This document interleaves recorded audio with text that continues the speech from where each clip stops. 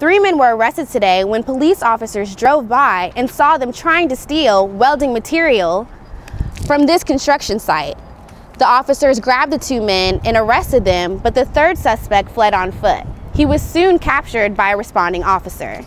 The driver and the runaway suspect were both charged with larceny, but the passenger wasn't charged at all. In Hampton, Virginia, I'm Kristen James. At 7 p.m. last night, the victim tried loading her groceries into her vehicle at this Walmart on Lee Street when the male suspect came up, snatched her purse. He did in fact get away, but police are still investigating. In Chesapeake, Virginia, I'm Kristen James. Kecoughtan High School students took the Wait to Text pledge this past Thursday. Wait to Text is a plan and a pledge to stop students from texting while driving.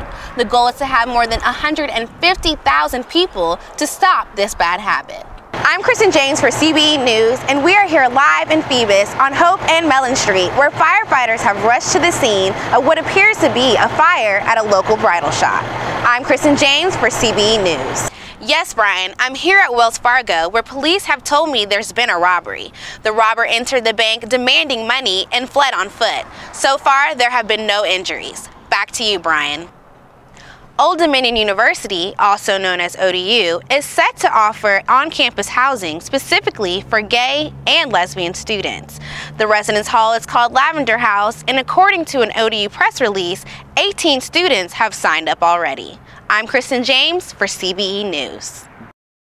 Hey everyone, I'm Kristen James, and I'm on the set of DinnerTool.com's What Can I Bring Summer Recipe Contest. Judge Kenneth Lester has revoked George Zimmerman's bond for misleading the courts of his financial circumstances. Now, George Zimmerman must surrender within the next 48 hours. At this time, revoke his bond, place him in no bond status. George Zimmerman has until Sunday afternoon to turn himself in at the Seminole County Jail. Judge Kenneth Lester revoked his bond after hearing that Zimmerman and his wife Shelley may have intentionally deceived the court in April during his bond hearing about how much money they had. And they never revealed that Zimmerman had 2 passports, one of which he didn't surrender until 2 weeks ago. We'll flat out call it what it is.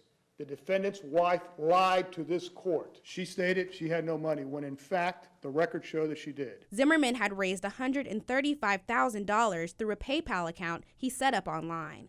The prosecutor said the couple talked about the money and even conspired to move it around during jailhouse phone calls. They were using code words, thinking that the police are just going to be real stupid. Zimmerman's attorney said there was no deception. I do think that the Zimmerman family was acting with the constraints they thought they had. I don't think they believed that they had free access to that money. Zimmerman is charged with second-degree murder because he shot and killed Trayvon Martin after a confrontation that started because he thought the unarmed teenager looked suspicious.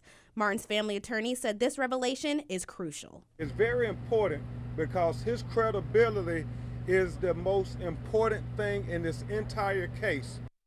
George Zimmerman's attorneys are working on getting him back here by Sunday. Reporting in Sanford, Kristen James, Channel 9 Eyewitness News. Since the beginning of time, education has served as a foundation of knowledge for generations that have both come and gone. Today, the state of education is not what it used to be, but is up to the current generation to make it better. According to Kiana Massingberg-Daniel, she believes it's important to learn the basics. I feel that children should be educated at a young age because children are impressionable and it helps to build the foundations for social skills and as well as academics. In the areas of reading, math, and science, starting foundations of education at an earlier age will give children a jump start to become more competitive. What letter did we have this week? Okay, let's go. Jade Fleming, a graduating senior at Hampton University, finds her inner passion by helping kids become their absolute best. On becoming a leader for the next generation, Jade gives her opinion on what the real issue is and what needs to be done about it. It's a new day and age. Teachers have to kind of adjust and be more willing to stay late and come early and go the extra mile to make sure that our kids are getting the tools that they need to be successful. I think that the media, parents, and teachers all have a strong hold on kids at an early age, and that definitely throws them off from doing their best. I do think that teachers play a major role because they spend the majority of time with their students during the day. However, it's a combination of all three, and they equally contribute to students not doing their best. The students at Eva C. Mitchell Daycare Center are at the beginning of their road to education.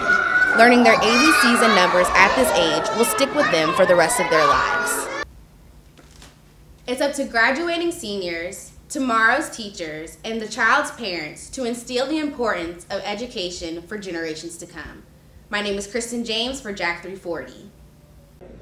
Students at Hampton University come to the HU Fitness Center before, after, and even in between classes to get into shape. Hampton provides this workout facility to help students practice healthy living. The center is very popular amongst frequent gym members where they can run on the treadmill, cycle on bikes, and even lift weights. Students who come to the gym on a regular basis tell us their main reason for using the facility. To be honest, it's really just kind of stay fit. You know, I look forward to longevity, like later on in life, and I know you have to start now, you have to start young. So trying to just stay in shape, stay fit, all that good stuff. My motivation to come to the gym is just to get better. You know, I realize I'm not the best in this world, and I try to strive to be the best. So you gotta work out. You gotta break a little sweat. The fitness center is open from 8 a.m. to 9 p.m. For more information, contact Student Activities. This is Kristen James reporting for CBE News.